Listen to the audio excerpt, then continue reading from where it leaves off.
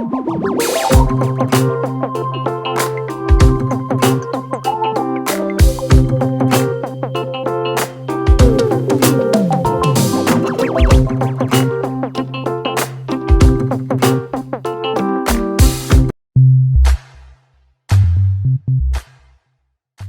so it's Monday morning, bank holiday Monday, kicking the week off with a really, I always say this, but a really nice trail run. I'm down in the Isle of Wight, I'm heading back home today, but I'm just going to go for a minimum of 2 hours, but lots of different terrain, rocky, sand, mud, field, grass, and a tiny bit of pavement. And the shoe of choice is the Nike Wildhorse 8, which was just talking to me this morning. I had the Mont Blanc, the new Mont Blancs for my birthday, which feel great, and the Wildhorse 8s. Those are the two shoes that I brought down.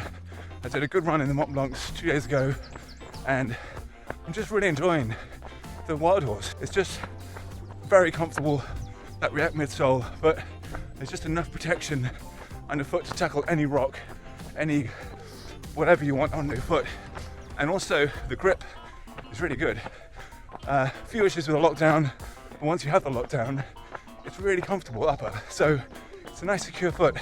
And as I said before, my first impressions review, it doesn't feel like an 8mm drop. I don't know why, it feels more like the Zagama 4mm drop because you've got better ground feel. The Zagama obviously has the Zoom X foam, which gives you a much bouncier feel, but there's still a lot of bounce to the Wildhorse, which is quite nice, especially when you're on slightly harder packed stuff. There's a lot of energy coming back from the ground. Right, and it actually even works on the slightly more technical stuff as well. So slightly rockier, technical terrain. This is a bit of a scramble, but the grip, you can sort of see, can tackle pretty much anything. So it's quite a versatile shoe. Oh, this is a bit steep. But the one good thing about being there in the Isle of Wight is there's a lot more hills closer to my cottage than there are at home where I live in Isha, unless I drive. Annoyingly, my battery's running really low on my camera, plus maybe rather foolishly I didn't get any breakfast in because I left at 6:30. I took a tailwind and a couple of gels, which is a bit of a weird thing to kick your day off with, but hey ho, all good. There's the mainland.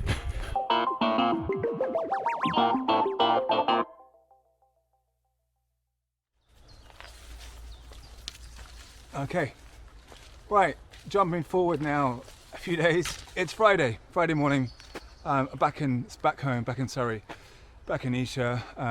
Annoyingly, my battery died on my camera, and I didn't really get a chance to sort of continue what I was talking about in regards to the Wildhorse 8. Finish off that little section just there. That was a really great run on the Isle of Wight. That was about 2 hours with a nice strong finish. And then on Wednesday, I went back out again for another good 2 hours. Yesterday, a very easy 60 minutes run hike, and today, just a little 60-minute run. So good week's training. Back to the Lone Peak, not the Lone Peak, back to the Wildhorse 8. The reason why I say Lone Peak is I've just done a run in the Lone Peak, and it's very interesting to put the Wildhorse 8 on afterwards because you do then notice a few of the differences. Width is fine, room up front is fine. Obviously the cushion, that React foam is different from the Ego foam. It's a little bit bouncier, you lose a bit of ground feel, and you do notice obviously the drop. It doesn't feel very super high like 8, like it is. It feels more like a sort of 4 or 5, a bit like the Hoka Speed Goat, let's say. It's got, but it's a little bit stiffer, not as neutral, obviously not zero drop, so it just doesn't have that slightly more natural feel like the Lone Peak does. But obviously these two are very different shoes. These two shoes are very different, so comparing them is pretty silly. But I'm just saying that's the difference of those shoes. Gotta say, really like it. It's a shoe that I've been gravitated towards. The grip is really good, the lugs are nice, the width up front, the space. They do run a little bit long. I think I've touched on that before. I have gone for 10.5. I probably could have gone for 10, but it's not a big issue. Not a big bad issue. So yeah.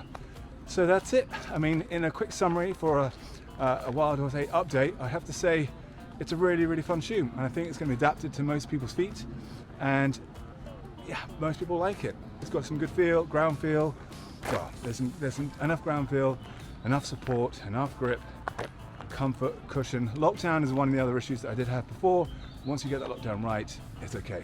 There's no issue with it. You just got to play around with it. Otherwise, you get a little bit of pressure on top of the foot when you try and cinch it down too much. But maybe that's because I just went for a little bit too long. Maybe the 10 would be a better option. So just take that in consideration. Okay, that's it. Thanks very much for watching. Hope that helps. If it does, please don't forget to click that like and subscribe button if you haven't already. If you have, then thank you very, very much. As is right now, I'm just testing out my new pack, which I'll talk about later, the Montane Trailblazer 30 litre, which very, very happily fits in all my camping gear, my tent, my sleeping bag, my mat, the pillow, the cooking stuff.